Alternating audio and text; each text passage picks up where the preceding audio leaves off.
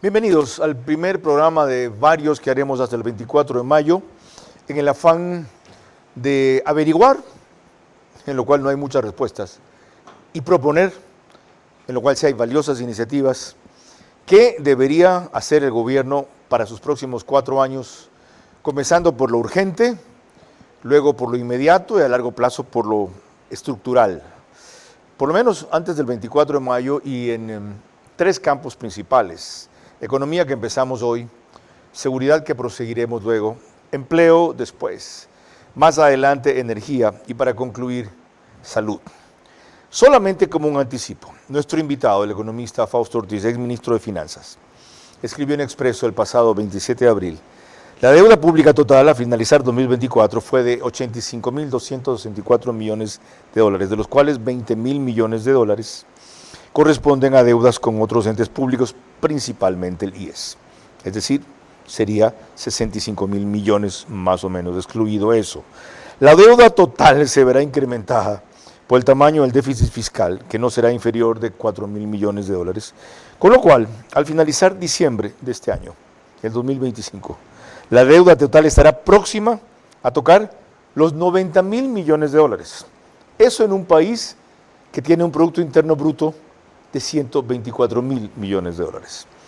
El presidente Noboa es optimista sobre el futuro y en la reciente gira, en una entrevista concedida recién, esbozó algunas de las herramientas que piensa poner en marcha para enfrentar esta crítica situación. Necesitamos atraer inversión extranjera, más que nada, y también buscar alternativas. Dando confianza bajamos el riesgo país. Si logramos bajar el riesgo país, se puede hacer una emisión de bonos, acceder a los mercados, tener deuda más a largo plazo y ese dinero usarlo en inversión en infraestructura, en inversión en servicios, en salud, en educación, y también generaría mucho empleo. En los fundamentos de la economía y los números del Ecuador en este momento no están mal. Tenemos una inflación del 0,3%. Tenemos récord en depósitos en la banca, más de 55.000 millones.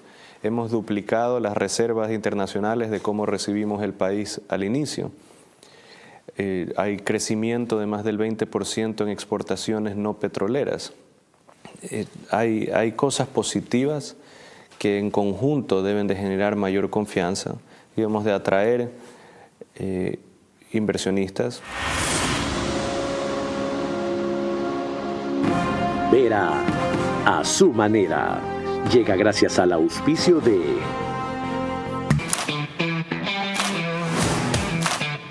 El día de hoy se ha dado la entrega del sistema GO, un sistema innovador que va a controlar las entradas de los residentes y de sus visitas, afirmando mucho más nuestro compromiso con la tranquilidad de nuestras familias.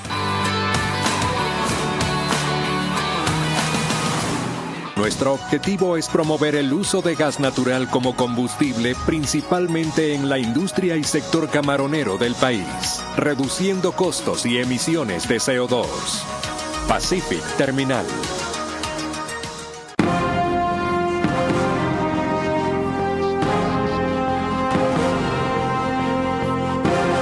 La apuesta principal, como vieron, del presidente Noboa, y la propuesta principal de muchos sectores es inversión, inversión, inversión, inversión, inversión. Ajá, pues eso no es así.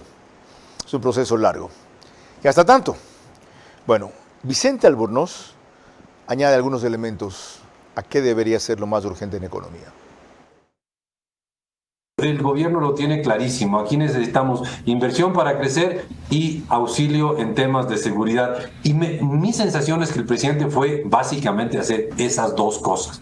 Buscar inversiones que vengan al Ecuador para que nos permitan crecer y buscar asistencia en temas de seguridad. Sobre todo, eso me parece que estuvo con más de importancia en la visita a Israel. La inversión pública en el Ecuador tiene algunas características. En general es bastante ineficiente. No, el gobierno no es bueno invirtiendo, acaba invirtiendo en cosas que no son tan útiles. Construyen carreteras que no son utilizadas al 100% su capacidad. Donde hay carreteras sobrecargadas, no construyen más carreteras, ese tipo de cosas. No tenemos una inversión altamente eficiente, altamente rentable desde un punto de vista social de parte del Estado. Entonces, por un lado, eso no es lo que más aporta al crecimiento, la verdad. Y segundo, y ese es el gran problema, no hay plata. no hay plata. El gobierno está con las justas, llegando a cubrir sus gastos, no tiene plata para lanzarse a grandes inversiones de ninguna manera. No, en realidad el gran reto de la economía ecuatoriana a mediano plazo es vivir incluso sin inversión pública. Terrible. En verdad, estamos así de mal, estando los indicadores tan bien, no siendo óptimos, superiores, los mejores, tan bien. Y ya van a ver por qué lo digo, los datos del último artículo de Fausto Ortiz ayer en Expreso. Eso empezaremos a explorar en los próximos 60 minutos. Este es Vera, a su manera. Un comunicador que desde 1975 ha sacudido la televisión con formatos y estilos polémicos, sin ocultar sus simpatías ni jactarse de objetividad, pues el periodismo de opinión siempre asume una posición. Bienvenidos a coincidir o discrepar con Vera, a su manera. Opinión con propósito. Democracia.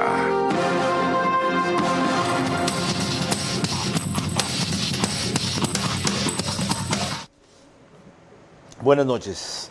Lo último a lo que me refería, porque Fausto Ortiz ha estado invitado aquí varias veces y no necesita mayor presentación, lo publicó ayer en un artículo expreso denominado Hablando del rebote, que cerraba destacando principalmente esto. Los créditos al sector privado, que al cerrar el 2024 crecían 6.2%, en el primer trimestre de este año crecen 6.9%. Las ventas de vehículos siguen mostrando números rojos y con más fuerza en este primer trimestre, menos 19.8%. Necesito que no me hagan bulla adentro, por favor, hablen más bajo. Hablen más bajo adentro, ¿ok? Quien sea que esté gritando. Disculpen. Porque se juntó el anticipo de compra de vehículos con la información de aprobación del aumento del IVA del 12 al 15% en la Asamblea Nacional. La información de venta está disponible hasta febrero y reflejó un crecimiento de 7.5% en estos primeros 2 meses del año. Se puede ir adelantando que la recuperación o rebote, por eso se llama así el artículo, luego del proceso electoral, podría ser incluso mayor al estimado por el Banco Central del Ecuador, que dijo 1.52% creceríamos este año. El crecimiento anual de crédito al finalizar abril abre espacio para esperar mejores números. Es decir, las señales son esperanzadoras.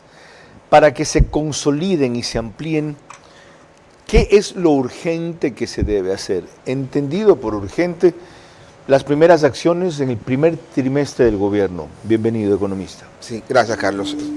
Quizás para ubicarnos ahí también. El año pasado, en abril del año 2024 contra el 23, los depósitos solamente crecían 6%. Este año están creciendo 19%, es decir, plata en la banca hay para crecer. El año pasado el crédito crecía el mismo 6% y este año está creciendo 12% a los datos del mes de abril. Es decir, hay espacio para crecer más. Entonces, una buena señal sería que el crédito crezca este año cercano a los 2 dígitos, es decir, cercano al 15%, que se vaya tocando el 20%. Ese es un crecimiento que ayudaría mucho a la economía. Plata tiene por el lado de los depósitos, lo que necesita es la gente tener la tranquilidad de que hay un horizonte un poco más largo para poder hacer los proyectos que dejaron a un lado y retomarlos para incorporar sus deseos de hacer inversión y contratar personal. ¿Quién debe darle ese horizonte un poco más largo? Ya el resultado de la última elección del 13 de abril nos lo dio, es decir, ya es mucho más claro que vamos a tener 4 años de relativa calma, sin elementos de incertidumbre, y entonces eso creo que es una condición necesaria para que la gente diga, estoy apostándole a este proyecto que yo lo hubiera descartado si hubiera sido otro resultado electoral. Lo cual se debe complementar con qué medidas urgentes a corto plazo o dejando de tomar qué medidas a corto plazo. El año pasado ya el gobierno tomó todas las medidas de ajuste que eran necesarias y quizás por eso el resultado del 2024, una caída del 2% en el Producto Interno Bruto. ¿Qué pudo hacer el gobierno el año pasado? Subió la gasolina, subió el IVA del 12 al 15, tuvimos problemas en el tema energético, seguimos todavía con el problema de la seguridad, pero ya, ¿qué es lo que no debe hacer este gobierno este año? Es decir, ok, voy a una nueva reforma tributaria para poder poner un impuesto de largo plazo.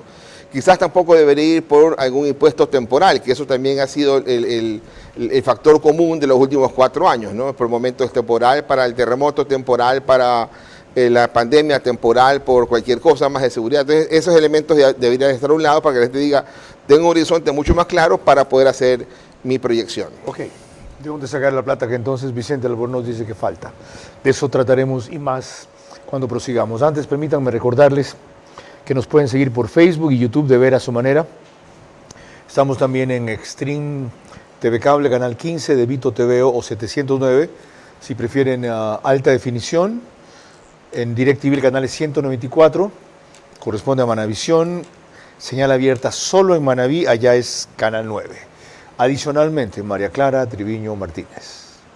Gracias a RTU estamos en todas las cableras, eso significa que usted nos puede ver a través del canal 177 en DirecTV, en CNT en el 12, TV Cable 69, Claro TV, Canal 30, Cable Unión, Canal 9, y se conectan 40.000 hogares para ver nuestro programa a esta hora, sumando todas estas cableras. Carlos. En radio sumen 7.000, 10.000 más que hogares, vehículos que se están movilizando por 101.3 FM, Radio Centro, en audio y en imagen para sus plataformas digitales, Candela, con K, desde Puerto Viejo para todo Manaví, 89.3 FM, La Bonita, el centro del país, desde Riobamba, 89.3 FM también para Chimborazo, Cotopaxi y Tungurahua, y en Quito, 101.7 FM, Radio Sucesos, líder en información en la capital de la República, que emite este programa más temprano. No tengo claro la hora, pero algunos me han dicho, te oí a las 7 de la noche, Radio Sucesos. Te vi a las 9 de la noche, Canal 24/7. La verdad, ellos tienen, no faltaba más, libertad en programar donde más les sirve a su público. María Clara. Continuamos con nuestro programa, viendo el rumbo económico de nuestro país, y veremos que a su llegada de una gira por 6 países, lo que significó que visitó 7 ciudades durante 14 días, la canciller Sommerfeld ha sido la única ministra en informar constantemente al país. Tenemos un extracto de la entrevista que dio para 24 horas de Teleamazonas. Hay unas agendas que fueron mucho más hacia el lado de inversión y de comercio. Tuvimos reuniones con el Fondo de Desarrollo, con el Fondo Soberano. Hay un interés muy grande en invertir en el Ecuador, pero para el presidente Noboa, cada vez que se hablaba de inversión, él mencionaba que lo más importante es cuántos empleos van a generar, y para eso es importante invertir en ciertas industrias. Ejemplo, en Emiratos Árabes fue agricultura, necesitan seguridad alimentaria. En Emiratos, aquí en el Ecuador lo que tenemos es tierra, buen clima y una tierra fértil. Entonces se combinan ambas necesidades. Nosotros necesitamos crear empleos, y ahí es donde salen los proyectos que se fueron poniendo en la agenda. Este es uno de ellos. Ahí hay otra condicionante u otra expectativa, ligar inversión a empleo. Usted ha dejado claro que no sería bueno intentar una reforma tributaria, ni siquiera un nuevo impuesto aislado. Hay necesidades urgentes, hasta que todos estos proyectos cuajen, funcionen, etcétera. ¿Cómo generar recursos a corto plazo? ¿Cómo? Para las demandas más rápidas, que no solo son seguridad. Sí, este año el Central habla de crecimiento económico del 2.8, el Fondo Monetario 1.7, y yo creo que la economía puede soportar inclusive arriba del 2.8. Es muy probable, porque ya el tema de la inversión pública, que el año pasado cayó 4%, entonces es fácil que este año la rebote, y va bastante bien los números hasta el mes de abril. ¿Qué necesita el gobierno? Necesita plata para pagar la misma deuda anterior, que era el tema de deuda por deuda. El Fondo Monetario era 1.200 millones, ya se le ha pagado el Fondo Monetario de 400 millones, por lo tanto, la plata que entra del Fondo Monetario en estos días van a servir para que el gobierno recupere la plata que utilizó para pagar el Fondo Monetario. Entonces, los recursos, hay que recuperarlos y de hacer gastos. El gobierno, para soportar su periodo electoral, llegó a estar gastando exactamente lo que el presupuesto le decía, es decir, no se atrasó, no esperó que termine el año para hacer inversión pública, no esperó que termine el año para hacer el gasto, más bien el gobierno lanzó recursos a la economía para que la economía sienta algún alivio, y eso también ha ayudado. Le falta hacer lo mismo en el resto del año en la medida que vaya consiguiendo financiamiento. No es suficiente. ¿Consiguiendo financiamiento de quién? ¿Quién más nos va a prestar plata si estamos ahorcados según su propia cifra que yo leí? Sí.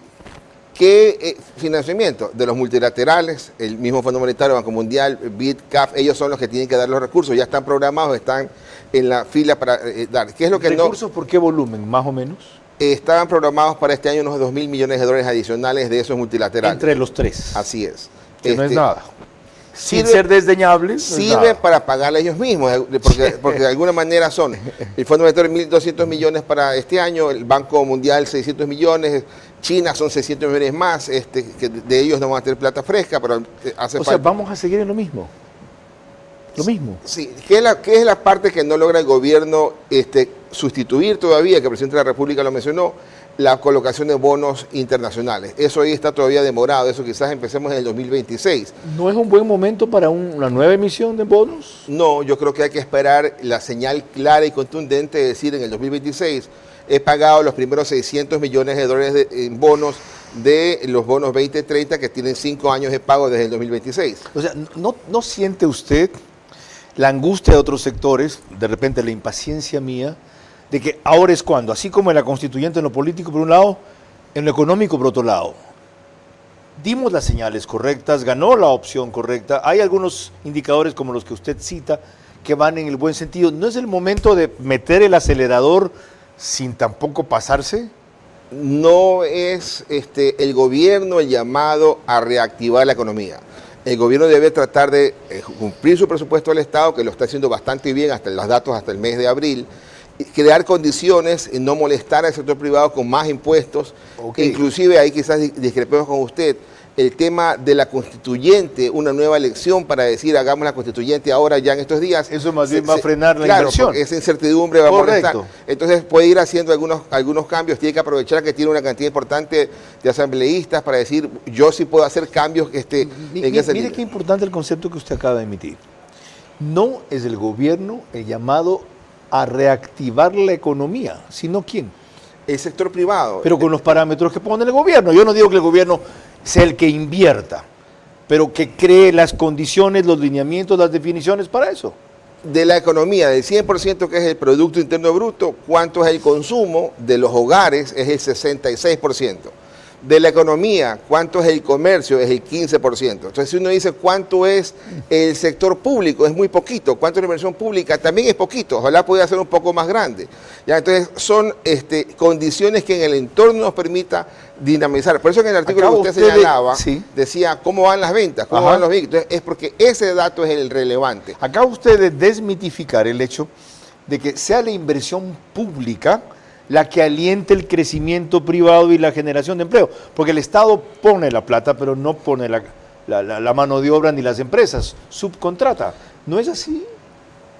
El Estado puede incidir en la economía cuando, por ejemplo, en el 2007 la obra pública eran 2.500 millones de dólares y pasó al año siguiente a 5.000 y a 8.000 a 14.000. Ahí el Estado incidía. De ahí para adelante empezó a caer y este año quizás sea unos 2.500 millones de dólares, que no es una cantidad contundente para decir la economía va a crecer por eso. Entonces, ¿quién hace la obra pública que se necesita? Entonces el gobierno tiene que encontrar esquemas de alianzas público-privadas, esquemas de concesiones, esquemas de vinculaciones con el público para poder trabajar en esa línea. Ahí debería haber un boom de APPs, de concesiones, Pero porque no tiene plata del gobierno, porque si tuviera plata del gobierno, entonces podría ser el gobierno una parte y los privados otra, digamos, para poder ir mucho más rápido con lo que necesitamos crecer. Clarísimo, por lo menos para mí. Acertado o no, verán los especialistas, está claro. María Clara. Hace un momento vimos que la canciller puso mucho énfasis en la necesidad de inversiones. Miguel Ángel González, de la Cámara de Comercio de Guayaquil, en una reciente presentación con Lenin Artieda de Coavisa, insistió en lo mismo. Nosotros, desde el plano económico, lo que queremos es que en el país haya más inversión, que en el país haya más actividad productiva, que haya más crecimiento económico. Y todo lo que trabe la inversión en este país es lo que tiene que ser cambiado. Algunas cosas en la Constitución, otras se puede avanzar, porque también es importante decir que si se entra en un proceso de asamblea constituyente, es necesario, mientras se está en ese proceso, avanzar. El país no puede parar. Hay cambios que se pueden hacer sin necesidad de cambios en la Constitución. Reducción o eliminación de trabas para arancelarias, por ejemplo, eliminación de la tramitología, procesos de apertura comercial, que el presidente y que el gobierno sea claro en enviar señales y signos positivos para el sector empresarial. El mismo discurso de siempre, porque sigue existiendo la misma necesidad de siempre. También hay que reconocerlo. Ok, ¿qué otros signos claros? Yo le decía, la obra pública se requiere, usted dice, no es que no se deje de hacer, es que la haga el sector privado. ¿Cómo? Concesiones, APPs, ¿qué más? A ver, cuando uno en economía habla de la formación bruta de capital fijo, que es la obra de largo plazo, ahí tiene dos componentes, el público y el privado. Es decir, el sector privado también hace inversión de largo plazo. Por momentos el sector privado es más importante que el público. Entonces el asunto es que el sector privado siga haciendo su negocio, su planta, su industria, y eso es inversión de largo plazo, y que también el gobierno vaya haciéndolo, y si le falta espacio y no tiene recursos, entonces que llame al sector privado a que se embarque en ese proyecto. Ahí entramos con las limitaciones, en cambio, de la actual Constitución, sin hablar de la futura constituyente. Que yo lo siga haciendo. Entonces, me acaban de ampliar como gran cosa de 10 megavatios a 100 megavatios lo que yo puedo invertir para generación eléctrica. No jodas. ¿Ya? Cuando no me pongan límites, yo invierto. ¿Qué les respondemos? Entonces hay que hacer cambios en la Constitución, que habría que checar si lo hacemos, cambios puntuales o hacemos grandes cambios en algún momento ya que esté la economía más consolidada. No se puede desaprovechar el momento actual del ciclo económico. El ciclo económico tiene auges y tiene caídas. El año pasado fue el momento de la caída y este año es el año de la recuperación. No puedes, cuando la economía va a recuperarse, clavarle impuestos, subirle otras contribuciones que van a afectar. Hay que dejar que la economía fluya y que ésta crezca, porque tiene el dinamismo para crecer. No puede hoy día detenerla. El presidente de la República en el debate, antes de la segunda vuelta, decía que la economía podría crecer 4%. Yo le compro ese número.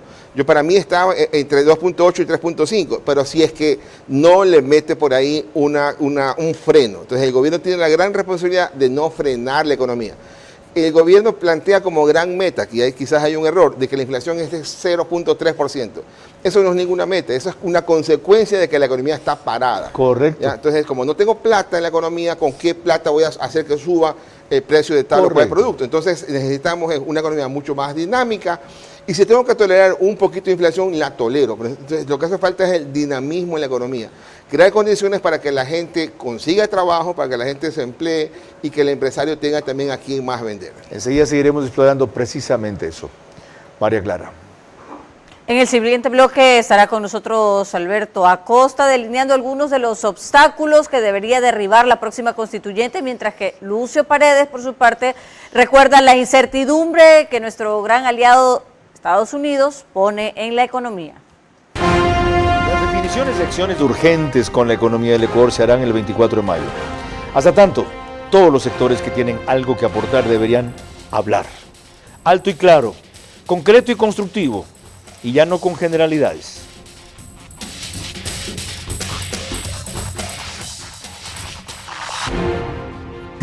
Inigualable, ha despertado el interés de muchas marcas que quieren estar en este gran desarrollo. Nosotros estamos en una ubicación estratégica. Como usted lo menciona, el futuro aeropuerto de Guayaquil está a menos de 4 kilómetros de donde nosotros estamos.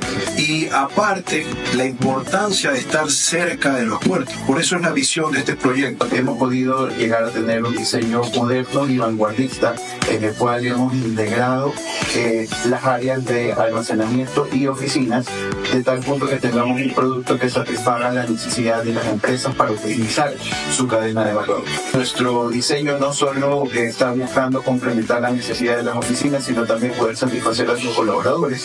Y actualmente somos los abanderados del desarrollo de la nueva ciudad de Guayaquil.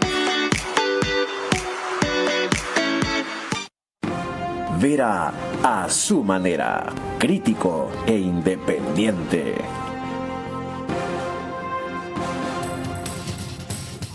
Le preguntaba a María Clara si va a lo de Paloma San Basilio el 29 de mayo y me dice, me encantaba, pero le gusta más a mi mamá. A mí también me encanta. Conclusión, ok. El reprise es por OnePlus, canal 14, el mismo número en las 3 cableras que lo reproducen, Extreme TV Cable, CNT, Claro TV, solo que al día siguiente, 6 de la mañana, en un horario más cómodo para muchos de ustedes. Y el que va de relevo ahora de la señora Schettini, si es que no entra a la asamblea, ese que dirige el grupo de pepones, la Guardia de Choque, ese, Santiago Díaz creo que se llama, ¿ya? Y ya conocen la historia del mayor Fidel Araujo, fue afuera el 30S cuando había incidentes y le vieron un bulto aquí y dijeron que le guardaba una pistola, una metralleta para tentar.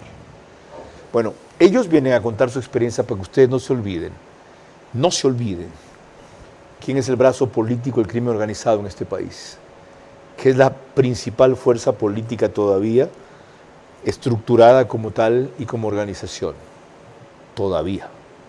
No se olviden. Esos que cuando matan a 11 militares, como cobardemente los masacraron, no arma gran escándalo. Y cuando caen 1 o 2 sicarios, se tentan contra los derechos humanos. Quieren que los cojan presos, que los lleven ante un juez para que los libere o a una cárcel para que se fuguen o desde ahí sigan controlando todo lo que hacen. Esos. María Clara. En el debate de Centro Digital de Radio Centro el viernes pasado, el economista Alberto Acosta Burneo resumió así las prioridades de lo económico ante lo inminente de una constituyente.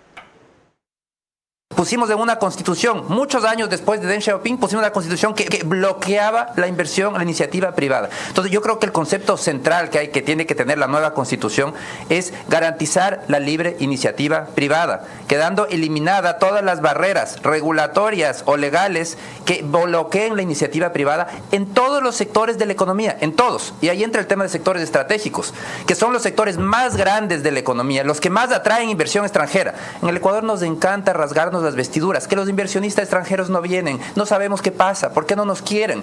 No vienen porque no les permitimos, porque pusimos en la misma constitución que eso es un monopolio estatal, donde se tolera la inversión privada por excepción, en donde hemos destruido el mercado, porque no hay mercado. Por ejemplo, en electricidad, sector estratégico, resultado 14 horas de apagones. No existe un mercado mayorista. Los precios no se fijan en el mercado, son precios políticos. Y después nos quejamos, no hay inversión, ¿por qué será que tenemos apagones? El petróleo, caída de la producción petrolera, 100.000 barriles por día en la última década. Es lo que ha caído la producción petrolera y sigue cayendo. Pronto dejaremos de ser un país petrolero. ¿Por qué? Por el monopolio estratégico, porque hemos sido incapaces de extraer el petróleo. No porque se acabe el petróleo, no porque el mundo no quiera petróleo. Telecomunicaciones. A la única empresa que se le ha otorgado ancho de banda 5G para desplegar la red 5G es a CNT. Correcto. La única que no tiene los clientes, no tiene los recursos. De esa manera bloqueamos el crecimiento. Minería, otro sector estratégico. Llevamos décadas de atraso frente a Perú o a Colombia.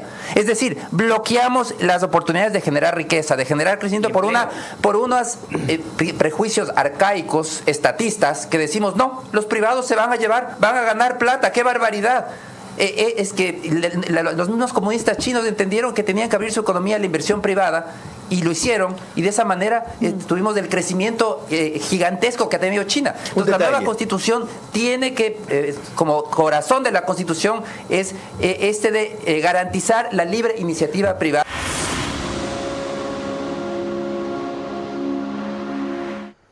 Eso para cuando hagamos una nueva constitución, si sale como dice el economista Costa, como rápido en 6 meses, como mínimo en 1 año y medio.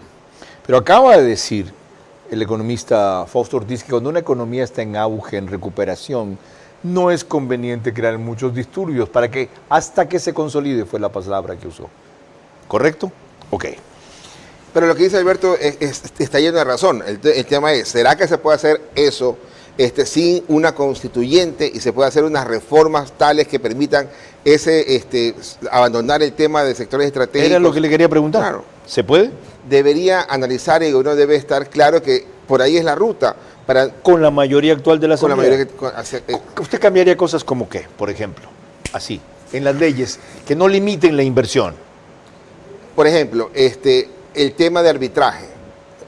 Tenemos hoy día una restricción grande para que solamente el arbitraje sea con países de la región.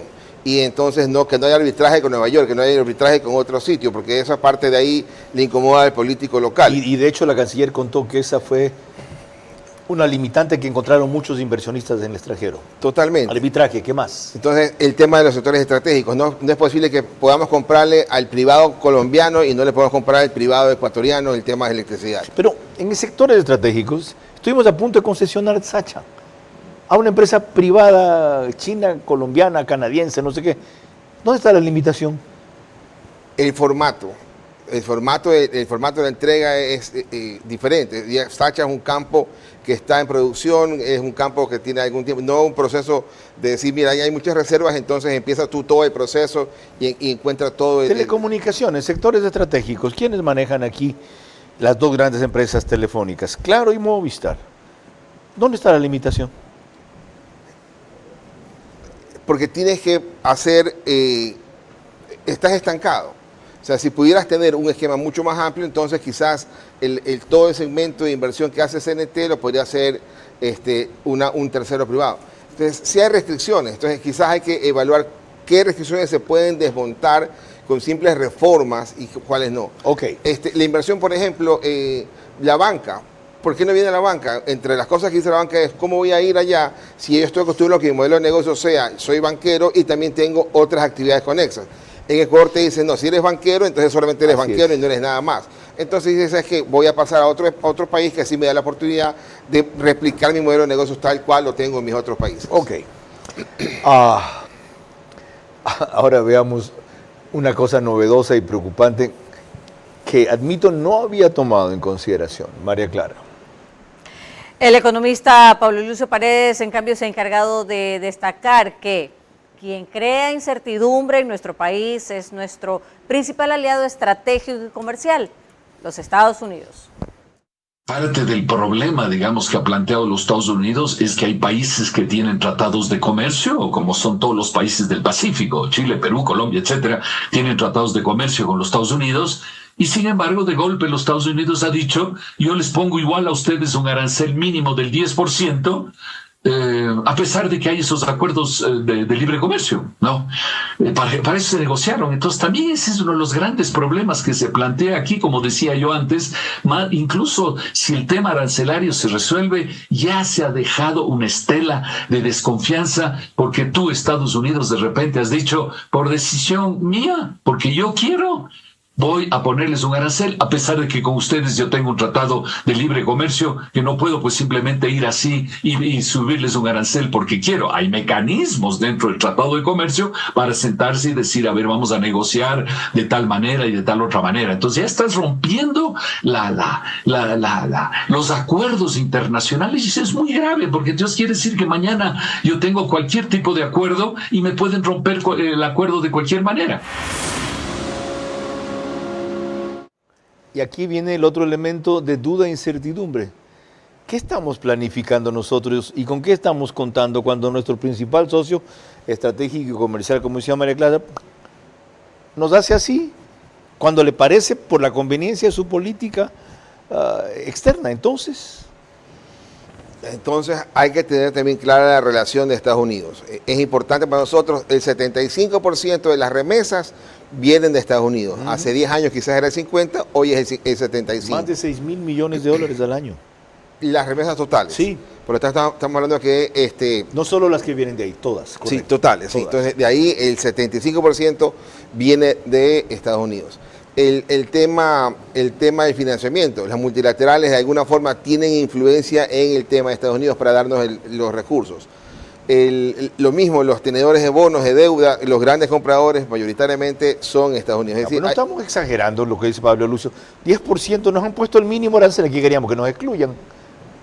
Lo que está diciendo Pablo Lucio en otras cosas también es, Estados Unidos no respetó ni siquiera a los socios con los que firmó el Tratado de Libre Comercio, que supuestamente iba a entrar en cero, y también les puso a ellos el arancel. Por lo tanto, para nosotros no cambió mucho la relación con el vecino, porque si nos hubieran puesto a nosotros un arancel del 10% y a Colombia le respetaban el 0% de ingreso al momento que pasa productos hacia allá, las flores, por ejemplo, estuvieran en un gran dilema, porque es competencia directa y nosotros estaríamos entrando con 10%. Por lo tanto, que estamos preocupados nosotros de estabilidad, si ellos son los principales generadores de inestabilidad, no solo con nosotros, en el planeta. Claro, pero nosotros igual en esa parte podemos tener algún tipo de ventaja. Nosotros tenemos una economía dolarizada, con una moneda fuerte para nosotros, que por momentos estas políticas termina devaluándose o depreciándose en realidad. Entonces eso quiere decir que a nosotros nos puede favorecer este momento de incertidumbre americano para que nuestros productos puedan seguir entrando con una buena competitividad con relación a los vecinos. Si no nos pongamos tan dramáticos. María Clara. Cuando volvamos en el siguiente bloque, Augusto de la Torre recuerda la importancia de haber adquirido prestigio en organismos internacionales para el manejo futuro de nuestra economía, y además vía Zoom estará con nosotros Mauricio Pozo, ex ministro de Finanzas.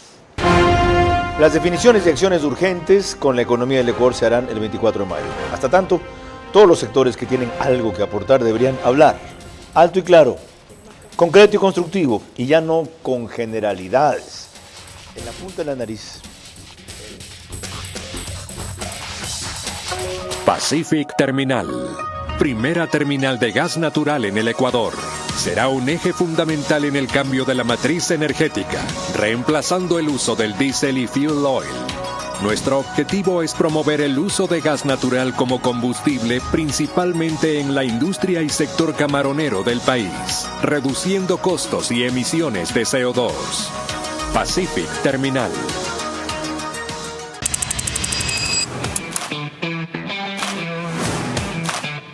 El día de hoy se ha dado la entrega del sistema GO, un sistema innovador que va a controlar las entradas de los residentes y de sus visitas, afirmando mucho más nuestro compromiso con la tranquilidad de nuestras familias.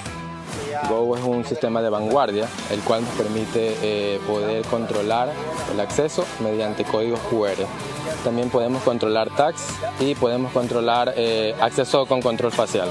La verdad que estamos muy contentos. Ambienza siempre ha estado colaborando en los temas de seguridad, además de las donaciones de vehículos, de motos que hemos tenido recientemente. Estos aportes para que las ciudadelas, urbanizaciones cuenten con herramientas modernas, tecnificadas, para tener un mejor control de quienes acceden, realmente nos colabora mucho y nos ayuda en el control y apoyo a la seguridad. Esperamos muy pronto poder tener ese enlace directo para que nosotros desde Segura-EP podamos monitorear cuando exista algún vehículo que esté con alguna placa en alguna situación que esté reportada, para que nosotros podamos coordinar con las diferentes instituciones alguna respuesta inmediata. Agradecido por la constructora Ambienza que ha implementado este sistema GO. Hoy por hoy es sumamente importante para nosotros como residentes contar con este sistema para la accesibilidad a nuestra urbanización.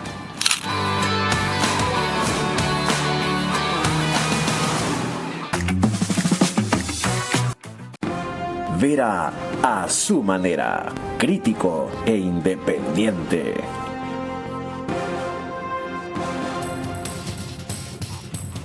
Estamos de regreso y les recordamos que en Estados Unidos la señal de Macro Digital Televisión usted la puede ver a través de las aplicaciones Roku y Pluto TV. Se conectan entre 12 y 15,000 hogares a esa hora a través de esas plataformas. En España, en cambio, usted nos puede ver a través de Hispasat en el canal 21, y tenemos reprise en New York a las 7 a.m., Ecuador 8 a.m. y España 2 p.m. Retomando el tema de la noche, Augusto de la Torre, quien antes fue del Ecuador en los multilaterales para la conducción de una economía futura. Ecuador se ha ganado algunos puntos de buena reputación con el Fondo Monetario Internacional, el Banco Mundial, el BID, es decir, con la comunidad de instituciones multilaterales, porque realizó importantes reformas permanentes, especialmente en grado fiscal. Yo diría que la que más ayudó fue la elevación de la tasa del IVA, que es una medida permanente de gran importancia. Entonces el gobierno tiene la oportunidad de presentar algo que, por un lado, empiece a generar la reducción de la deuda pública como porcentaje del PIB. Originalmente se había pensado que el esfuerzo fiscal y el crecimiento de la economía juntos iban a empezar a generar una caída de la deuda como porcentaje del PIB a partir del año 26. Entonces creo que esa visión va a seguir manteniéndose ahí. Al margen de esta visión de Augusto Latorre, cuando yo lo veo y pienso en él, lo que más recuerdo es de la aportación que hizo hace 2 años, muy radical, muy franca, no sé si muy apropiada, respecto a las reformas que había que hacer en el IES para que no colapse. Y a lo que empecé les dije a ustedes que de los montos de deuda del Estado, nada menos que 25.000 de los 85.000 eran al IES. ¿Cómo manejar esa papa caliente? Cuando Augusto presentó el tema de la Seguridad Social, estaba presentando un informe técnico bien estructurado. Quizás la falla del gobierno del presidente Lasso en su momento es haberlo puesto a él a presentar las cifras, porque tiene un perfil demasiado elevado, demasiado vinculado con los multilaterales y demasiado cercano al Fondo Monetario o al Banco Mundial, porque fue su director en la parte económica. Correcto. Pero lo que Augusto presentaba son cifras reales. Claro, tiene fama neoliberal, de radical. Es una realidad que en el año 2019 habían quizás 8 afiliados por jubilado. Y al año 2024 hay quizás 5 afiliados por jubilados. O sea, cada año que pasa, se va achicando la relación afiliados a jubilados. Eso quiere decir que nos falta plata para lo que paga el afiliado para financiar la jubilación de esa persona que se jubiló. Y lo otro, si uno toma las cifras también históricas, resulta que el empleo, el gente con empleo, crece quizás por ahí 1% a lo largo de los últimos años. Pero los afiliados aumentan a un ritmo de 5%, entonces quiere decir que esto es insostenible. Okay. ¿Ya? Entonces cuando uno mira también los gastos en el presupuesto del Estado, los gastos que están fuera de control, no es en la nómina, inclusive ni siquiera en los intereses, ni peor la obra pública que venía en caída, es el gasto corriente en transferencias a la Seguridad Social por el 40% de subsidio, que son más de 3.000 millones de dólares. ¿Qué hacemos con eso este año? Hay que enfrentar el problema. ¿Haciendo qué? De alguna forma, el gerente o el representante del gobierno en el Seguro Social, que es Eduardo Peña, Eduardo ha dicho, hay que conversar de la edad de jubilación, de los años de aporte para conseguir el fijar la tarifa, del valor que se tiene que aportar. Es decir, hay cosas que hay que conversar. ¿Y hasta tanto seguir pagando los 20.000 millones de deuda? Y lo de la deuda es otra cosa, porque la deuda es la comodidad del gobierno de no ir a buscar plata afuera y quitarle la plata a la Seguridad Social. En este año, por ejemplo, en el 2025, hemos colocado como país más de 4.000 millones de dólares en bonos de deuda interna. Cuando uno dice bonos de deuda interna... ¿En 4 meses? En 4 meses, como 4.000 millones. Entonces, cuando uno dice bonos de deuda interna, el número que se viene a la cabeza es la Seguridad Social. Correcto. ¿Y para qué tomaste esa plata? Compra el IES. Claro, ¿para qué? Para pagarle al IES 1.100 millones de dólares de deudas viejas, para pagar vencimientos de deuda interna por 900 millones. Entonces, eso es, otra vez, deuda por deuda. Por lo tanto, ¿debería cesar esa práctica? ¿Puede cesar o debería disminuir? No, lo que debería es no estar tomando deuda para pagarle el 40%, porque el 40% es un gasto corriente que no puede ser financiado con deuda. Entonces, necesita generar ingresos, mejorar la recaudación tributaria, que la economía crezca para que pague más impuestos. El año pasado fueron 16.400 millones de dólares en impuestos. Ahora apuntan a 19.000. Sí, pero eso es lo que recibe el SRI seguramente, pero Finanzas recibe un poco menos, quizás 2.000 millones menos, son 17.000 millones. Okay. Yo creo que vamos a aumentar, del año pasado acá vamos a aumentar unos 1.000 millones. Fácilmente Finanzas va a recibir algo así como 17.500 millones. Pero ese valor expresado con el tamaño de la economía, que usted lo señalaba al arranque también, más de 120.000 millones de dólares, es menor frente a ese ingreso de impuestos frente al PIB, es menor que lo que teníamos en el 2015. Entonces nos está faltando dinamismo en la economía, que es lo que decimos, ojalá nos den espacio a que la economía se dinamice. Ya no es ojalá, eso se hace o nos hundimos. Y acaba de destacar Fausto Ortiz lo clave que es empezar a resolver responsablemente el asunto IES o se va a pique el barco. María Clara. Cuando volvamos en el siguiente bloque, el problema eléctrico que se viene otra vez y la forma en que su manejo repercutirá sobre los objetivos económicos. Además nos acompañará Mauricio Pozo, exministro de Finanzas vía Zoom. Las definiciones y acciones urgentes con la economía del Ecuador se harán el 24 de mayo. Hasta tanto, todos los sectores que tienen algo que aportar deberían hablar. Alto y claro, concreto y constructivo, y ya no con generalidades.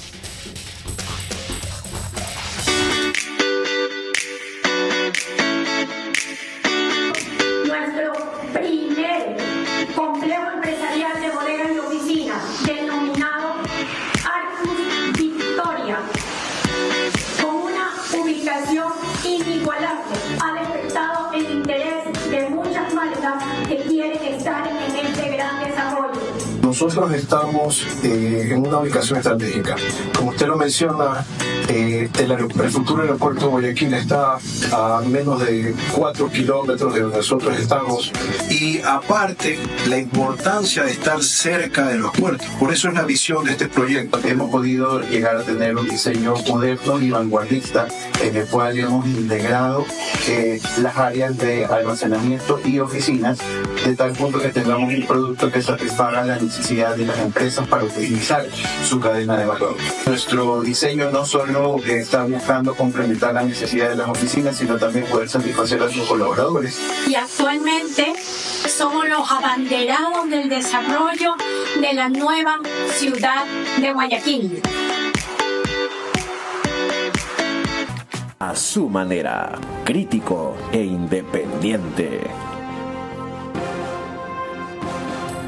Les recuerdo que el canal 24/7 y sus estudios desde donde emitimos y en donde grabamos pueden verlo ustedes también en todas esas cableras y señales que aparecen en pantalla. Completemos lo que dijo un exministro de Finanzas con otro exministro de Finanzas. Mauricio Pozo, gracias por esperarnos y contactarnos. ¿Es usted partidario de una ruptura de las políticas económicas formales, tradicionales que se han hecho hasta ahora al comenzar todo gobierno como hasta el momento? ¿O debe el gobierno ser más audaz e ir más rápido?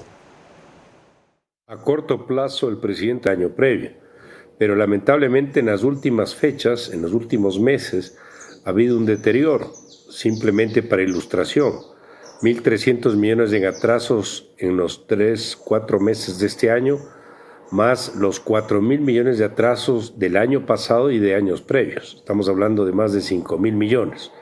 Hay recuperación de reservas, en eso lo ha ido mejor, pero el déficit fiscal, producto probablemente de todos los ofrecimientos de campaña, para este año ya está apuntando a los 5.000 millones. Entonces tiene que recuperar la estabilidad en el plazo corto y para ello tendrá que renegociar metas dentro del programa con el Fondo Monetario, que es algo que tienen que preservar. Ya que usted habló del corto plazo, prosigamos un poco por ahí, más allá de lo que acaba de anticipar.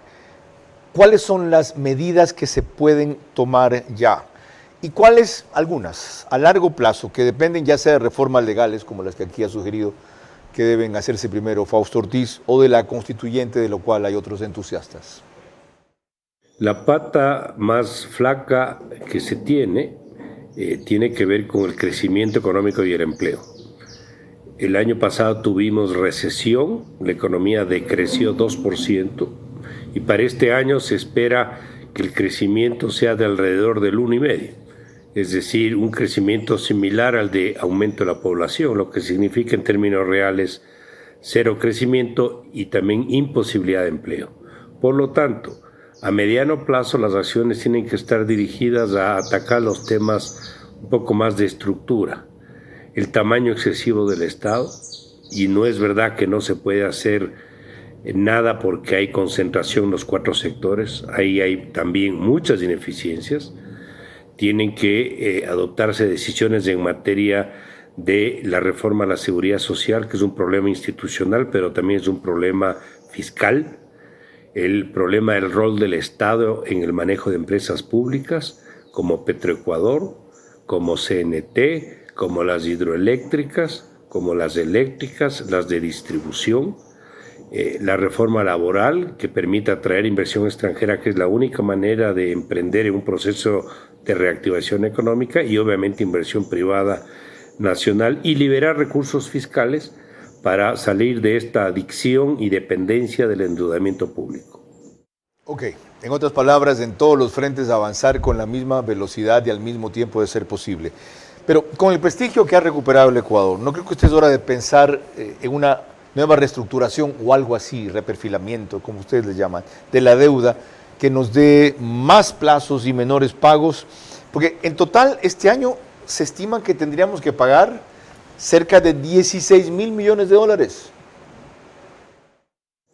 No todas las reformas necesitan de leyes. Hay algunas que son potestad del Ejecutivo. Por ejemplo, el tema del subsidio al diésel. Es una reforma de fondo en la materia fiscal y que depende del Ejecutivo. El asunto de un replanteo de la deuda. El replanteo de la deuda se vuelve fundamental, pero tiene que hacérselo con asesoría de algún banco de inversión de prestigio internacional para que esto se mantenga bajo principios de voluntariedad, es decir, tiene que ser voluntario, amigable, tiene que ser bilateral y no puede haber imposición, porque ahí tomamos el riesgo de que se vea como una suerte de default o de moratoria, lo cual sería lo peor que nos pueda pasar. ¿Para qué? Para liberar recursos y poder alimentar una capacidad fiscal mayor y del presupuesto del Estado. No solo es la deuda externa, en este caso contenedores de bonos, también creo que se puede trabajar la deuda externa bilateral de gobierno a gobierno, por ejemplo con la China, y creo que también se puede trabajar algo de la deuda interna. Todo eso efectivamente suma una cifra muy grande, solo la parte externa de la deuda con los multilaterales y con los tenedores de bonos está en alrededor de 7 mil millones anuales. Qué interesante. Hemos puesto luz al final del túnel y hemos empezado a andar el camino, o propuesto. No nos corresponde a nosotros hacer eso. María Clara. Cuando volvamos en el siguiente bloque, ya llegando al final de nuestro programa, mis 5 preguntas para nuestro invitado central y el comentario de cierre de Carlos Vera. Las definiciones y acciones urgentes con la economía del Ecuador se harán el 24 de mayo.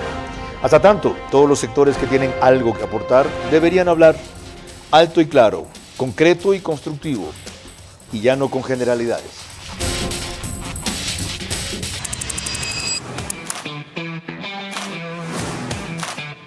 El día de hoy se ha dado la entrega del sistema GO, un sistema innovador que va a controlar las entradas de los residentes y de sus visitas, afirmando mucho más nuestro compromiso con la tranquilidad de nuestras familias. GO es un sistema de vanguardia, el cual nos permite poder controlar el acceso. Monitorear cuando existe algún vehículo que esté con alguna placa en alguna situación que esté reportada para que nosotros podamos coordinar con las diferentes instituciones alguna respuesta inmediata. Pero agradecido por la constructora Ambienza que ha implementado este sistema GO. Hoy por hoy es sumamente importante para nosotros como residentes contar con este sistema para la accesibilidad a nuestra urbanización.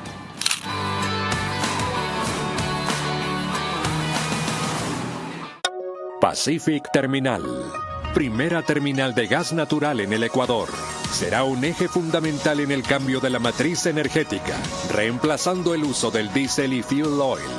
Nuestro objetivo es promover el uso de gas natural como combustible, principalmente en la industria y sector camaronero del país, reduciendo costos y emisiones de CO2. Pacific Terminal. Vera a su manera, crítico e independiente.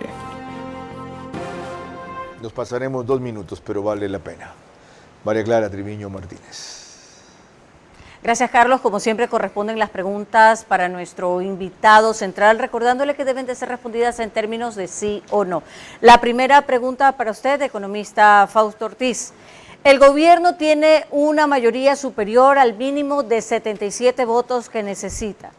¿Es partidario usted de que reformas económicas empiecen a canalizarse enseguida por vía de la Asamblea hasta terminar eventualmente en una constituyente, ¿sí o no?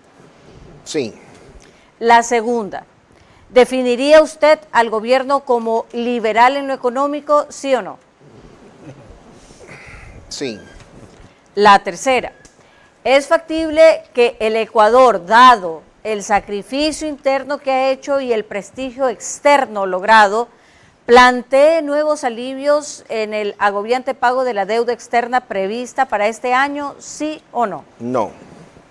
La cuarta, ¿bastaría simplemente con no imponer más impuestos y llevar las posibilidades que las leyes actuales permiten hasta el máximo fomento de la inversión extranjera para empezar con pie derecho lo económico, sí o no? No. La quinta y última, una economista que a la vez es una tecnócrata formada en disciplina de la planificación estatal, ¿resulta una fórmula conservadora para conducir la economía, sí o no? Sí. Muchísimas gracias. Carlos. Con una última reflexión final suya concluimos, con esas preguntas tan incómodas, ¿ya?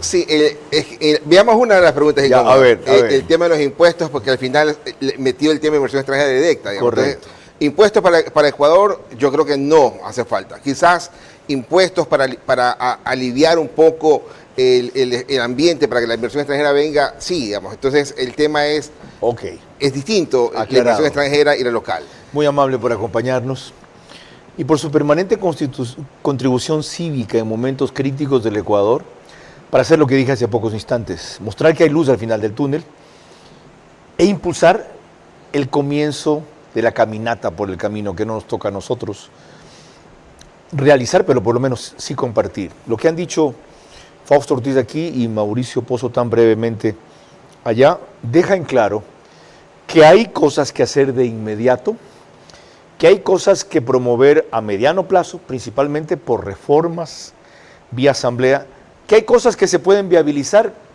con los mecanismos legales que existen ya, y que si se consolida la economía o cuando se consolide la economía, entonces cabe dar ese salto más audaz hacia una constituyente. Bueno, ese será el gran debate. Lo que no se puede seguir debatiendo, ni cabe para nada seguir dudando, es que a partir del 24 de mayo, las señales del gobierno deben ser inequívocas, claras, no generales, como han sido hasta ahora. Y que quien debe llevar la tutela económica en el gobierno es la economista Saría Moya, su nueva titular. ¿Qué capacidad para eso le sobra? Trayectoria pública en el sector de planificación también. Vemos aquí con dos perseguidos por el correísmo, Alfonso Pérez Serrano y el mayor Fidel Araujo, tratando los peligros que siguen sirviéndose en la República con ese grupo político. Por ahora, gracias por su gentil compañía y que pasen buenas noches. Vera a su manera. Llegó gracias al auspicio de...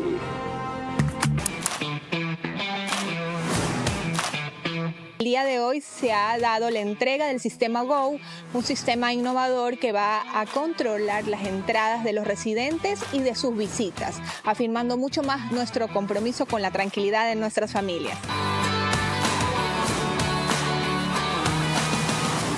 Nuestro objetivo es promover el uso de gas natural como combustible, principalmente en la industria y sector camaronero del país, reduciendo costos y emisiones de CO2. Pacific Terminal.